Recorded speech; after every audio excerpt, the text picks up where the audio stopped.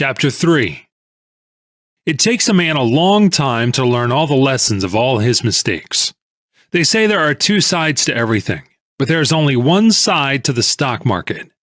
And it's not the bull side or the bear side, but the right side. It took me longer to get that general principle fixed firmly in my mind than it did most of the more technical phases of the game of stock speculation. I've heard of people who amuse themselves conducting imaginary operations in the stock market to prove with imaginary dollars how right they are. Sometimes these ghost gamblers make millions. It's very easy to be a plunger in that way. It's like the old story of the man who was going to fight a duel the next day. His second asked him, "Are you a good shot?" "Well," said the duelist, "I can snap the stem of a wine glass at 20 paces." And he looked modest. "That's all very well," said the unimpressed second, "but can you snap the stem of a wine glass while the wine glass is pointing a loaded pistol straight at your heart? With me, I must back my opinions with my money. My losses have taught me that I must not begin to advance until I am sure I shall not have to retreat. But if I cannot advance, I do not move at all. I do not mean by this that a man should not limit his losses when he is wrong. He should. But that should not breed indecision. All my life I have made mistakes, but in losing money, I have gained experience and accumulated a lot of valuable don'ts. I have been flat broke several times, but my loss has never been a total loss. Otherwise, I wouldn't be here now. I always knew I would have another chance, and that I would not make the same mistake a second time. I believed in myself. A man must believe in himself and his judgment if he expects to make a living at this game. That is why I don't believe in tips. If I buy stocks on Smith's tip, I must sell those same stocks on Smith's tip. I'm depending on him. Suppose Smith is away on a holiday when the selling time comes around. No, sir. Nobody can make big money on what someone else tells him to do. I know from experience that nobody can give me a tip or a series of tips that will make more money for me than my own judgment. It took me 5 years to learn to play the game intelligently enough to make big money when I was right. I didn't have as many interesting experiences as you might imagine.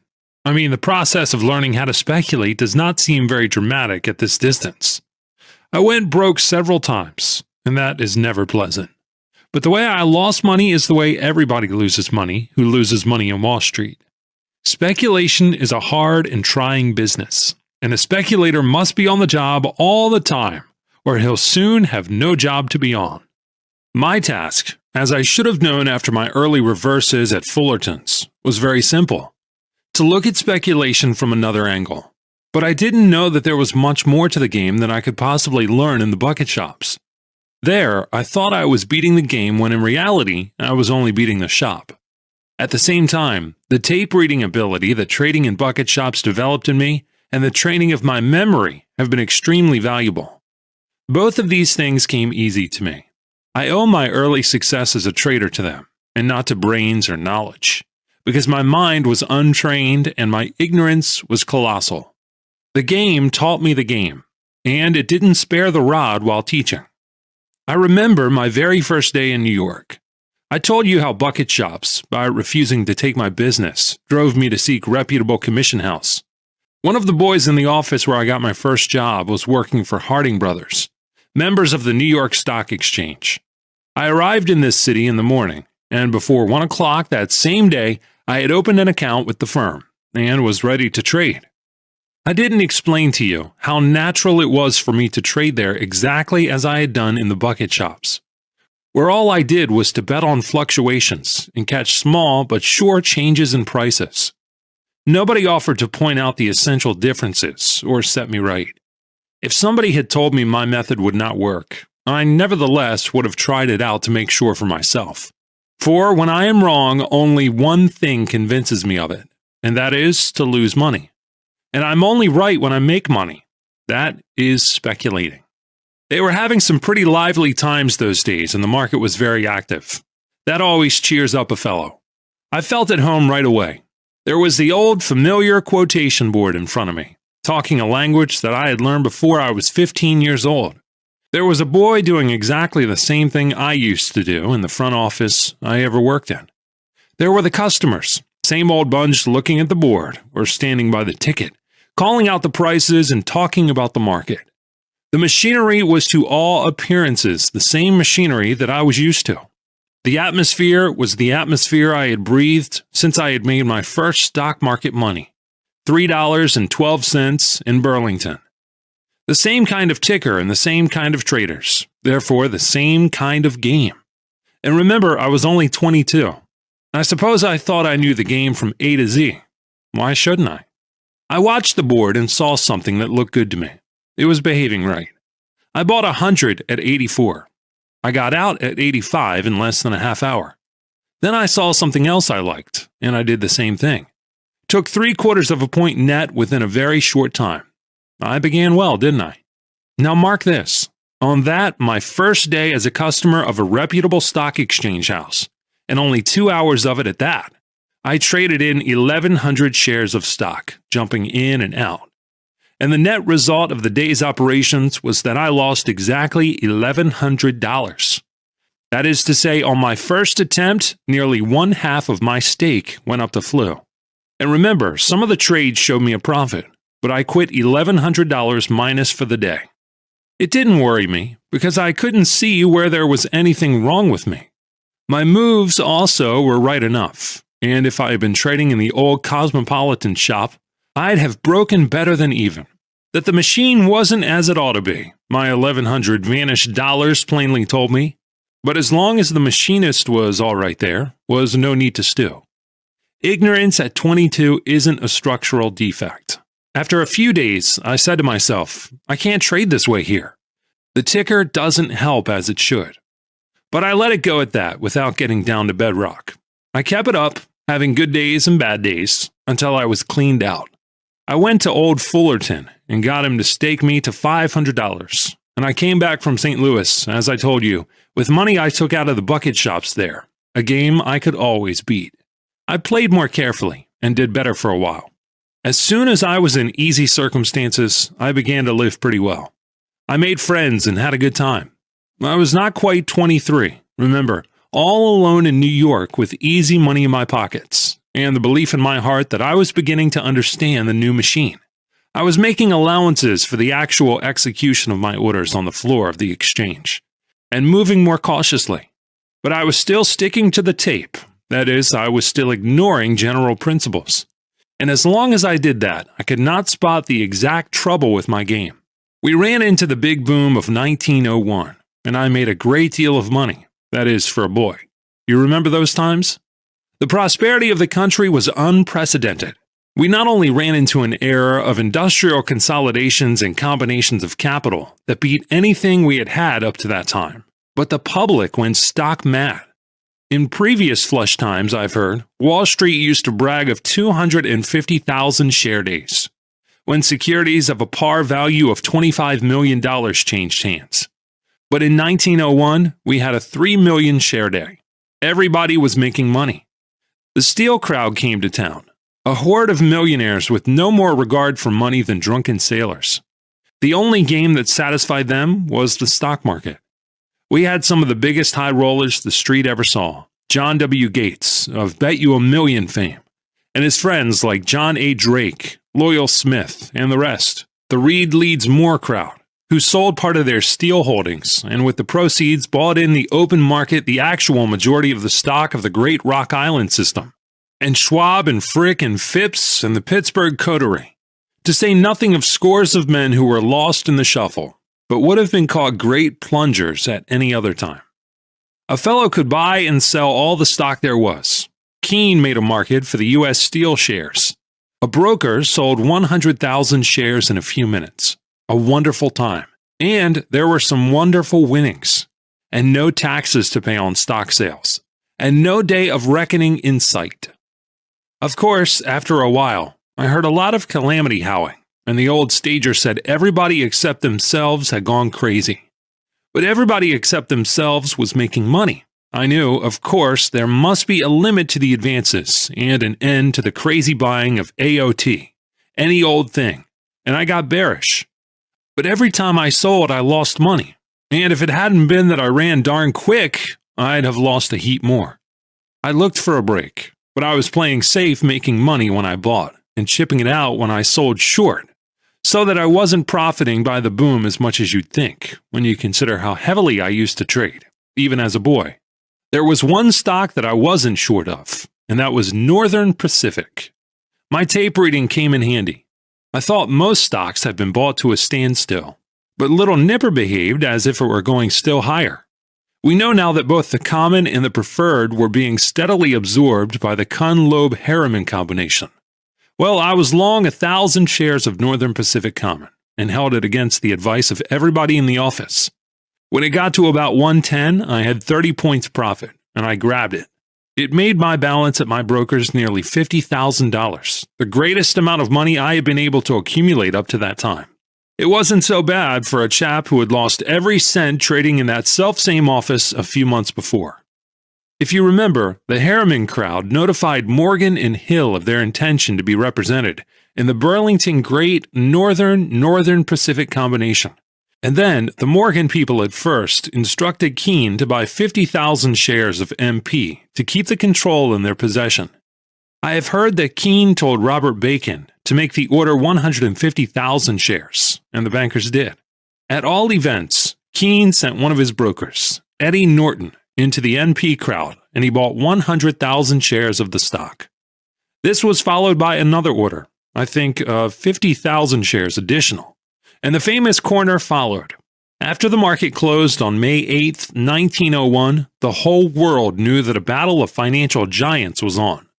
No two such combinations of capital had ever opposed each other in this country. Harriman against Morgan, an irresistible force meeting an immovable object.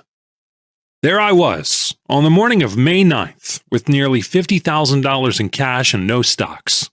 As I told you, I had been very bearish for some days, and here was my chance at last. I knew what would happen, an awful break and then some wonderful bargains. There would be a quick recovery and big profits for those who had picked up the bargains. It didn't take a Sherlock Holmes to figure this out. We were going to have an opportunity to catch them coming and going, not only for big money, but for sure money. Everything happened as I had foreseen. I was dead right, and I lost every cent I had. I was wiped out by something that was unusual. If the unusual never happened, there would be no difference in people, and then there wouldn't be any fun in life. The game would become merely a matter of addition and subtraction. It would make of us a race of bookkeepers with plotting minds. It's the guessing that develops a man's brain power. Just consider what you have to do to guess right. The market fairly boiled, as I had expected. The transactions were enormous and the fluctuations unprecedented in extent. I put in a lot of selling orders at the market. When I saw the opening prices, I had a fit. The breaks were so awful. My brokers were on the job.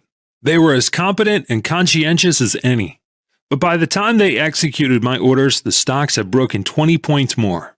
The tape was way behind the market and reports were slow in coming in by reason of the awful rush of business.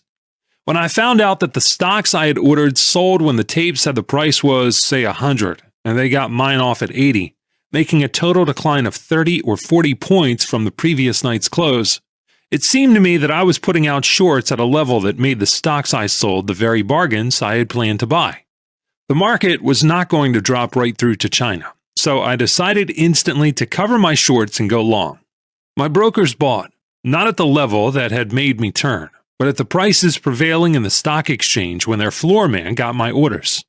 They paid an average of 15 points more than I had figured on. A loss of 35 points in one day was more than anybody could stand.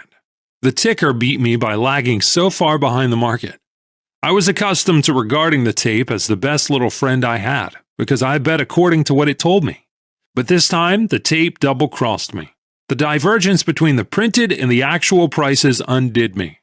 It was the sublimation of my previous unsuccess, the self-same thing that had beaten me before. It seems so obvious now that tape reading is not enough, irrespective of the broker's execution, that I wonder why it didn't then see both my trouble and the remedy for it. I did worse than not see it. I kept on trading in and out regardless of the execution. You see, I never could trade with a limit. I must take my chances with the market. That is what I'm trying to beat, the market, not the particular price. When I think I should sell, I sell. When I think stocks will go up, I buy. My adherence to that general principle of speculation saved me. To have traded at limited prices simply would have been my old bucket shop method, inefficiently adapted for use in a reputable commission broker's office. I would have never learned to know what stock speculation is, but would have kept on betting on what a limited experience told me was a sure thing. Whenever I did try to limit the prices in order to minimize the disadvantages of trading at the market when the ticker lagged, I simply found that the market got away from me. This happened so often that I stopped trying. I can't tell you how it came to take me so many years to learn that instead of placing piking bets on what the next few quotations were going to be, my game was to anticipate what was going to happen in a big way. After my May 9th mishap, I plugged along, using a modified but still defective method. If I hadn't made money some of the time, I might have acquired market wisdom quicker. But I was making enough to enable me to live well. I liked friends and a good time. I was living down the Jersey coast that summer, like hundreds of prosperous Wall Street men. My winnings were not quite enough to offset both my losses and my living expenses. I didn't keep on trading the way I did through stubbornness. I simply wasn't able to state my own problem to myself. And, of course, it was utterly hopeless to try to solve it. I harp on this topic so much to show what I had to go through before I got to where I could really make money. My old shotgun and BB shot could not do the work of a high-power repeating rifle against big game. Early that fall, I not only was cleaned out again, but I was so sick of the game I could no longer beat that I decided to leave New York and try something else some other place. I had been trading since my 14th year. I had made my first $1,000 when I was a kid of 15, and my first $10,000 before I was 21. I had made and lost a $10,000 stake more than once. In New York, I had made thousands and lost them. I got up to $50,000, and 2 days later that went. I had no other business and knew no other game. After several years, I was back where I began. No, worse, for I had acquired habits and a style of living that required money, though that part didn't bother me as much as being wrong so consistently. Chapter 4. Well, I went home, but the moment I was back, I knew that I had one mission in life, and that was to get a stake and go back to Wall Street. That was the only place in the country where I could trade heavily. Someday, when my game was all right, I'd need such a place. When a man is right, he wants to get all that is coming to him for being right. I didn't have much hope, but of course, I tried to get into the bucket shops again. There were fewer of them, and some of them were run by strangers. Those who remembered me wouldn't give me a chance to show them whether I had gone back as a trader or not. I told them the truth, that I had lost in New York whatever I had made at home, that I didn't know as much as I used to think I did, and that there was no reason why it should not now be good business for them to let me trade with them. But they wouldn't. And the new places were unreliable. Their owners thought 20 shares was as much as a gentleman ought to buy if he had any reason to suspect he was going to guess right. I needed the money, and the bigger shops were taking in plenty of it from their regular customers. I got a friend of mine to go into a certain office and trade. I just sauntered in to look them over. I again tried to coax the order clerk to accept a small order, even if it was only 50 shares. Of course, he said no. I had rigged up a code with this friend so that he would buy or sell when and what I told him, but that only made me chicken feed. Then the office began to grumble about taking my friend's orders. Finally, one day, he tried to sell 100 St. Paul, and they shut down on him. We learned afterward that one of the customers saw us talking together outside and went in and told the office. And when my friend went up to the order clerk to sell that 100 St. Paul, the guy said, "We're not taking any selling orders in St. Paul, not from you." "Why? What's the matter, Joe?" asked my friend. "Nothing doing, that's all," answered Joe. "Isn't that money any good? Look it over. It's all there." And my friend passed over the 100, my 110s.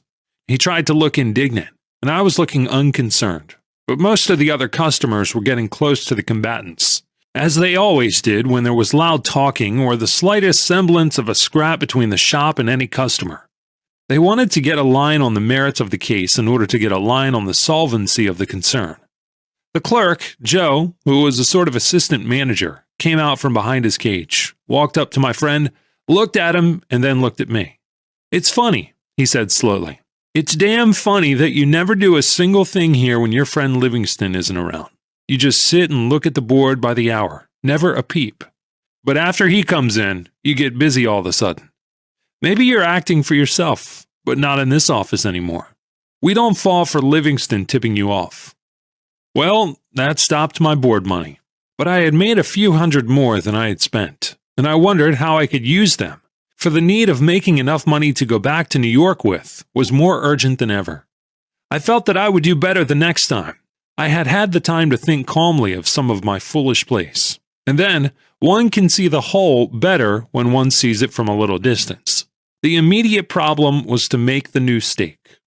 One day I was in a hotel lobby, talking to some fellows I knew who were pretty steady traders. Everybody was talking stock market. I made the remark that nobody could beat the game on account of the rotten execution he got from his brokers, especially when he traded at the market, as I did.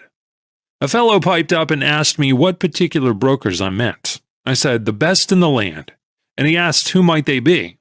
I could see he wasn't going to believe I ever dealt with first-class houses, but I said, I mean any member of the New York Stock Exchange. It isn't that they're crooked or careless, but when a man gives an order to buy at the market, he never knows what that stock is going to cost him until he gets a report from the brokers. There are more moves of 1 or 2 points than of 10 or 15, but the outside trader can't catch the small rises or drops because of the execution. I'd rather trade in a bucket shop any day of the week, if they'd only let a fellow trade big. The man who had spoken to me I had never seen before. His name was Roberts. He seemed very friendly disposed. He took me aside and asked me if I've ever traded in any of the other exchanges, and I said no. He said he knew some houses that were members of the Cotton Exchange and the Produce Exchange and the smaller stock exchanges. These firms were very careful and paid special attention to the execution.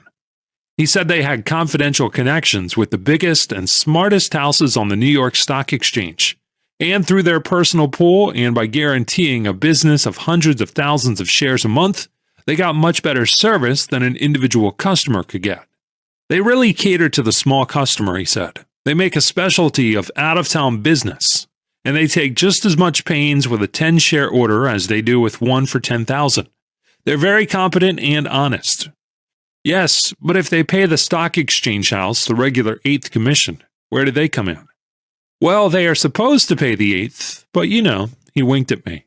Yes, I said, but the one thing a stock exchange firm will not do is to split commissions. The governors would rather a member commit murder, arson, and bigamy than to do business for outsiders for less than a kosher 8th.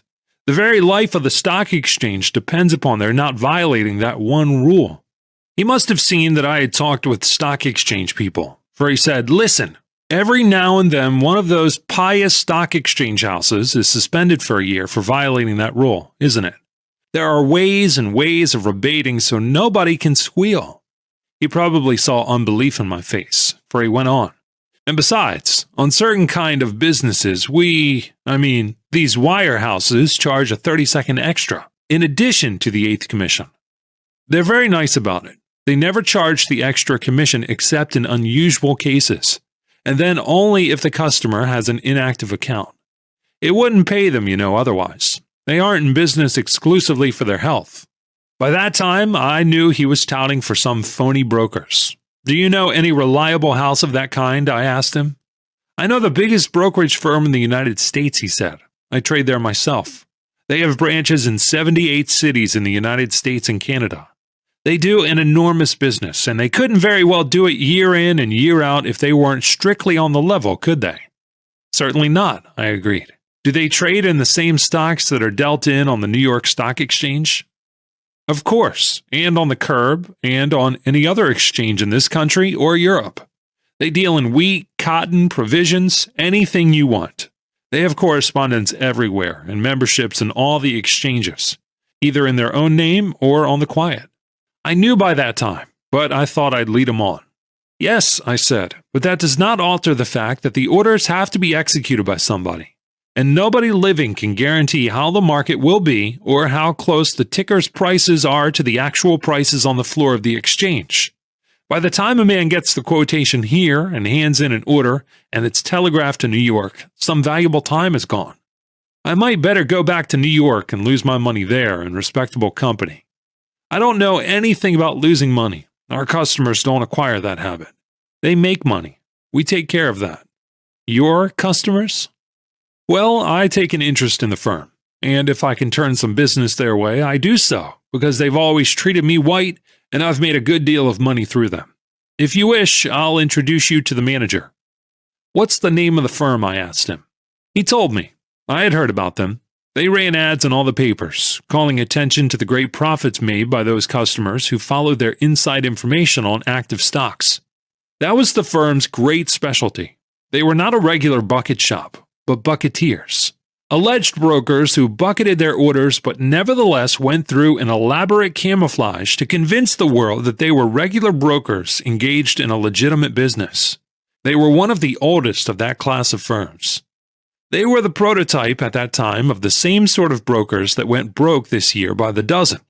The general principles and methods were the same, though the particular devices for fleecing the public differed somewhat, certain details having been changed when the old tricks became too well known.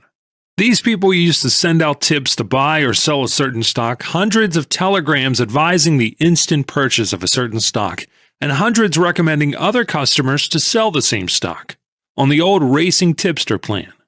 Then orders to buy and sell would come in. The firm would buy and sell, say 1,000 of that stock, through a reputable stock exchange firm, and get a regular report on it. This report they would show to any doubting Thomas who was impolite enough to speak about bucketing customers' orders. They also used to form discretionary pools in the office, and as a great favor allowed their customers to authorize them, in writing, to trade with the customer's money and in the customer's name as they, in their judgment, deemed best. That way, the most cantankerous customer had no legal redress when his money disappeared. They'd bull a stock on paper and put the customers in, and they'd execute one of the old-fashioned bucket shop drives and wipe out hundreds of shoestring margins. They did not spare anyone, women, school teachers, and old men being their best bet. I'm sore on all brokers, I told the tout. I'll have to think this over. And I left so he wouldn't talk anymore to me. I inquired about this firm. I learned that they had hundreds of customers, and although they were the usual stories, I did not find any case of a customer not getting his money from them if he won any. The difficulty was in finding anybody who had ever won in that office, but I did. Things seemed to be going their way just then, and that meant that they would probably not welsh if a trade went against them. Of course, most concerns of that kind eventually go broke. There are times when there are regular epidemics of bucketeering bankruptcies, like the old-fashioned runs on several banks after one of them goes up. The customers of the others get frightened and they run to take their money out. But there are plenty of retired bucket shopkeepers in this country. Well, I heard nothing alarming about the tout's firm, except that they were on the make, first, last, and all the time, and that they were not always truthful. Their specialty was trimming suckers who wanted to get rich quick. But they always asked their customers' permission, in writing, to take their rolls away from them. One chap I met did tell me a story about seeing 600 telegrams go out one day advising customers to get aboard a certain stock, and 600 telegrams to other customers strongly urging them to sell that same stock at once. Yes, I know the trick, I said to the chap who was telling me. Yes, he said, but the next day they sent telegrams to the same people advising them to close out their interest in everything and buy or sell another stock. I asked the senior partner who was in the office, why do they do that? The first part I understand. Some of your customers are bound to make money on paper for a while, even if they and the others eventually lose. But by sending out telegrams like this, you simply kill them all. What's the big idea? Well, he said, the customers are bound to lose their money anyhow, no matter what they buy, or how, or where, or when. When they lose their money, I lose the customers. Well, I might as well get as much of their money as I can, and then look for a new crop. Well, I admit frankly that I wasn't concerned with the business ethics of the firm. I told you how I felt sore on the teller concern, and how it tickled me to get even with them. But I didn't have any such feelings about this firm. They might be crooks, or they might not be as black as they were painted. I did not propose to let them do any trading for me, or follow their tips, or believe their lies. My one concern was with getting together a stake and returning to New York to trade in fair amounts in an office where you did not have to be afraid the police would raid the joint, as they did the bucket shops, or see the postal authorities swoop down and tie up your money so that you'd be lucky to get 8 cents on the dollar a year and a half later. Anyhow, I made up my mind that I would see what trading advantages of this firm offered over what you might call the legitimate brokers. I didn't have much money to put up as margin, and firms that bucketed orders were naturally much more liberal in that respect, so that a few $100s went much further in their offices. I went down to their place and had a talk with the manager himself. When he found out that I was an old trader and had formerly had accounts in New York with stock exchange houses, and that I had lost all I took with me, he stopped promising to make $1 million a minute for me if I let him invest my savings. He figured that I was a permanent sucker, the ticker hound kind that always plays and always loses, a steady income provider for brokers, whether they were the kind that bucket your orders or modestly content themselves with the commission. I just told the manager that what I was looking for was decent execution, because I always traded at the market and I didn't want to get reports that showed a difference of a half or a whole point from the ticker price. He assured me on his word of honor that they would do whatever I thought was right. They wanted my business because they wanted to show me what high-class brokering was. They had in their employ the best talent in the business. In fact, they were famous for their execution. If there was any difference between the ticker price and the report, it was always in favor of the customer. Though, of course, they didn't guarantee that. If I opened an account with them, I could buy and sell at the price which came over the wire. They were so confident of their brokers. Naturally, that meant that I could trade there to all intents and purposes as though I were in a bucket shop. That is, they let me trade at the next quotation. I didn't want to appear too anxious, so I shook my head and told him I guessed I wouldn't open an account that day, but I'd let him know. He urged me strongly to begin right away, as it was a good market to make money in. It was, for them, a dull market with prices seesawing slightly, just the kind to get customers in and then wipe them out with a sharp drive in the tip stock. I had some trouble in getting away. I had given him my name and address, and that very same day I began to get prepaid telegrams and letters urging me to get aboard of some stock or other in which they said they knew an inside pool was operating for a 50-point rise. I was busy going around and finding out all I could about several other brokerage concerns of the same bucketing kind. It seemed to me that if I could be sure of getting my winnings out of their clutches, the only way of getting together some real money was to trade in these near bucket shops. When I had learned all I could, I opened accounts with 3 firms. I had taken a small office and had direct wires run to 3 brokers. I traded in a small way so they wouldn't get frightened off at the very start. I made money on balance, and they were not slow in telling me that they expected real business from customers who had direct wires to their offices. They did not hanker the pikers. They figured that the more I did, the more I'd lose, and the more quickly I was wiped out, the more they'd make. It was a sound enough theory when you consider that these people necessarily dealt with averages, and the average customer was never long-lived, financially speaking. A busted customer can't trade. A half-crippled customer can whine and insinuate things and make trouble of one or another kind that hurts business. I also established a connection with a local firm that had a direct wire to its New York correspondent, who were also members of the New York Stock Exchange. I had a stock ticker put in, and I began to trade conservatively. As I told you, it was pretty much like trading in bucket shops, only it was a little slower. It was a game that I could beat, and I did. I never got it down to such a fine point that I could win 10 times out of 10, but I won on balance, taking it weeks in and weeks out. I was again living pretty well, but always saving something to increase the stake that I was to take back to Wall Street. I got a couple of wires into 2 more of these bucketing brokerage houses, making 5 in all, and, of course, my good firm. There were times when my plans went wrong and my stocks did not run true to form, but did the opposite of what they should have done if they had kept up their regard for precedent. But they did not hit me very hard. They couldn't, with my shoestring margins. My relations with my brokers were friendly enough.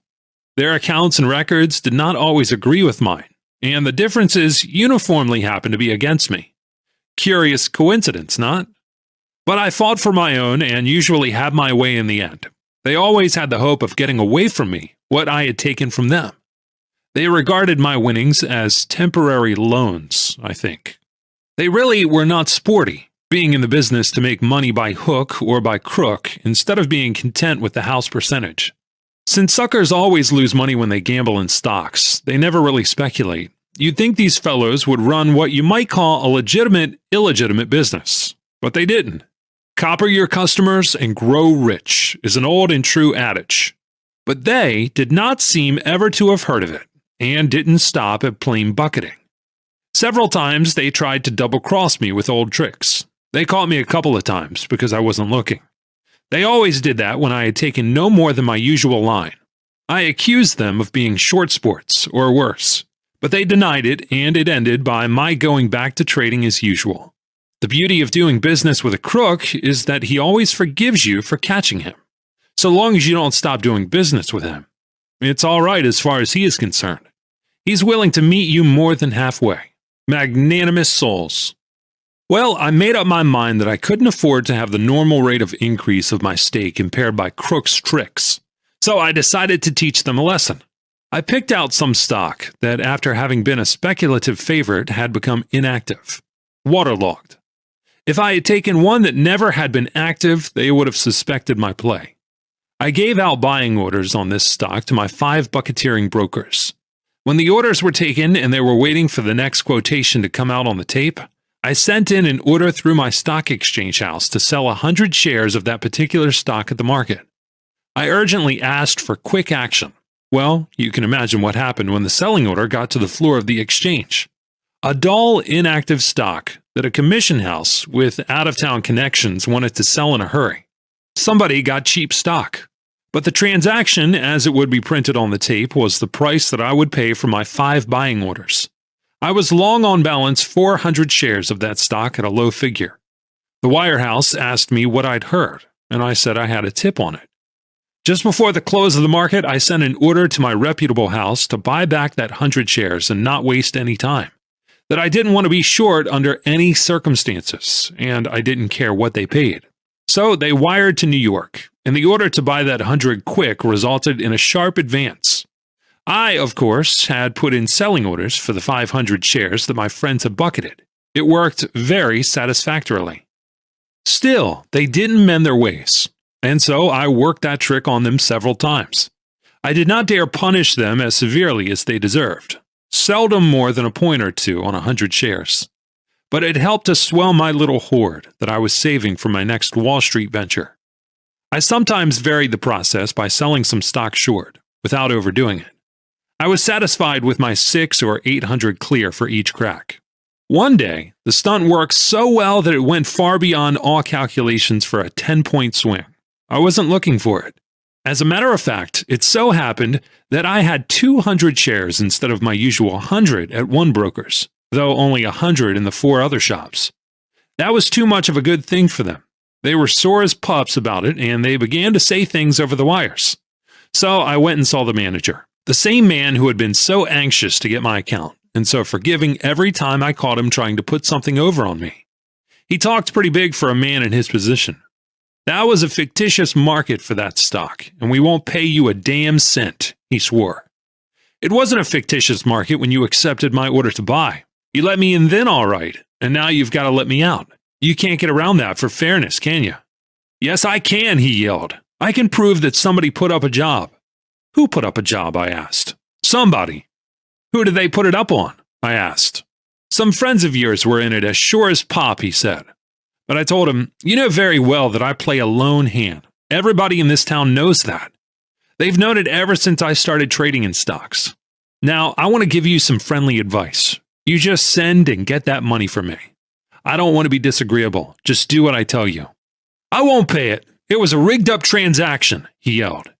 I got tired of his talk, so I told him, you'll pay it to me right now and here. Well, he blustered me a little more and accused me flatly of being the guilty thimble rigger, but he finally forked over the cash. The others were not so rambunctious.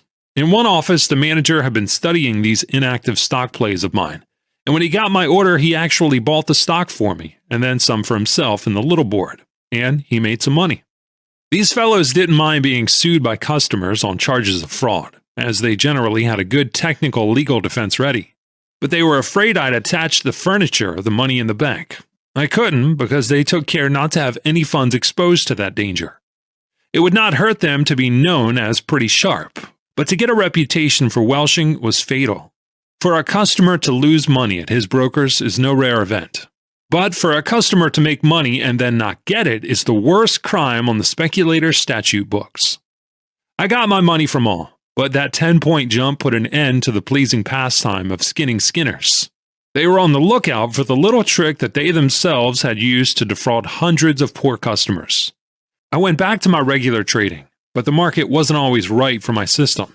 That is, limited as I was by the size of my orders they would take, I couldn't make a killing. I had been at it over a year, during which I used every device that I could think of to make money trading in those wirehouses. I had lived very comfortably, bought an automobile, and didn't limit myself about my expenses. I had to make a stake, but I also had to live while I was doing it. If my position on the market was right, I couldn't spend as much as I made, so that I'd always be saving some. If I was wrong, I didn't make any money and therefore couldn't spend. As I said, I had saved up a fair-sized roll, and there wasn't so much money to be made in the 5 wirehouses. So I decided to return to New York. I had my own automobile, and I invited a friend of mine who also was a trader to motor to New York with me. He accepted, and we started. We stopped at New Haven for dinner. At the hotel, I met an old trading acquaintance, and among other things, he told me there was a shop in town that had a wire and was doing a pretty good business. We left the hotel on our way to New York, but I drove by the street where the bucket shop was to see what the outside looked like. We found it and couldn't resist the temptation to stop and have a look at the inside. It wasn't very sumptuous, but the old blackboard was there, and the customers, and the game was on. The manager was a chap who looked as if he had been an actor or a stump speaker. He was very impressive. He'd say good morning as though he had discovered the morning's goodness after 10 years of searching for it with a microscope, and was making you a present of the discovery, as well as of the sky, the sun, and the firm's bankroll. He saw us come up in the sporty-looking automobile, and as both of us were young and careless, I don't suppose I looked 20, he naturally concluded we were a couple of Yale boys. I didn't tell him we weren't.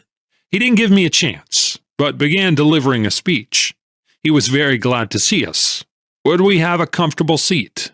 The market, we would find, was philanthropically inclined that morning. In fact, clamoring to increase the supply of collegiate pocket money, of which no intelligent undergraduate ever had a sufficiency since the dawn of historic time. But here and now, by the beneficence of the ticker, a small initial investment would return thousands.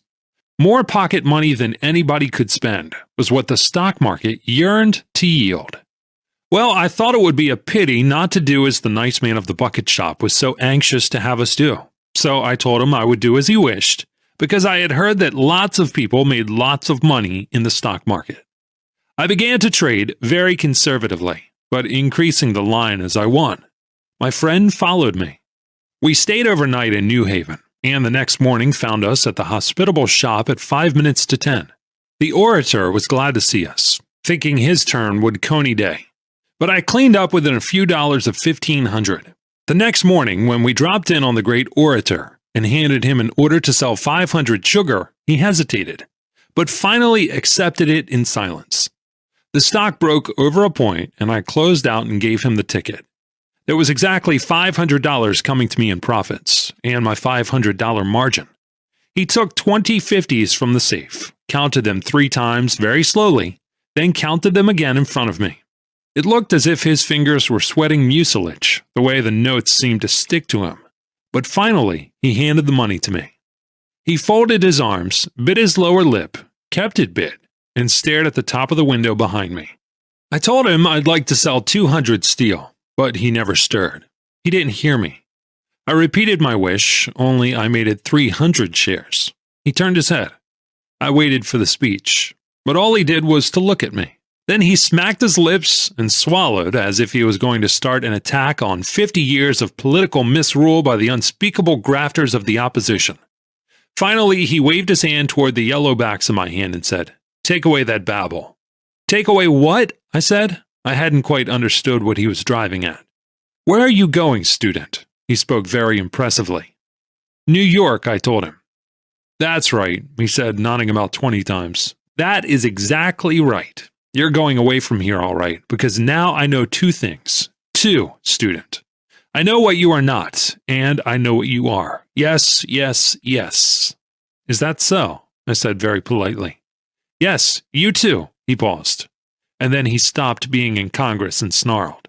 "You two are the biggest sharks in the United States of America. Students, yeah. You must be freshmen, yeah." We left him talking to himself. He probably didn't mind the money so much. No professional gambler does. It's all in the game, and the luck's bound to turn. It was his being fooled in us that hurt his pride.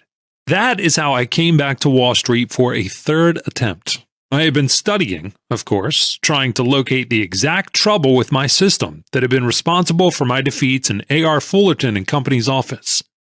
I was 20 when I made my first $10,000, and I lost that. But I knew how and why because I traded out of season all the time. Because when I couldn't play according to my system, which was based on study and experience, I went in and gambled. I hoped to win, instead of knowing that I ought to win on form. When I was about 22, I ran up my stake to $50,000. I lost it on May 9th. But I knew exactly why and how. It was the laggard tape and the unprecedented violence of the movements that awful day. But I didn't know why I had lost after my return from St. Louis, or after the May 9th panic. I had theories, that is, remedies, for some of the faults that I thought I found in my play. But I needed actual practice. There's nothing like losing all you have in the world for teaching you what not to do. And when you know what not to do in order not to lose money, you begin to learn what to do in order to win. Did you get that? You begin to learn.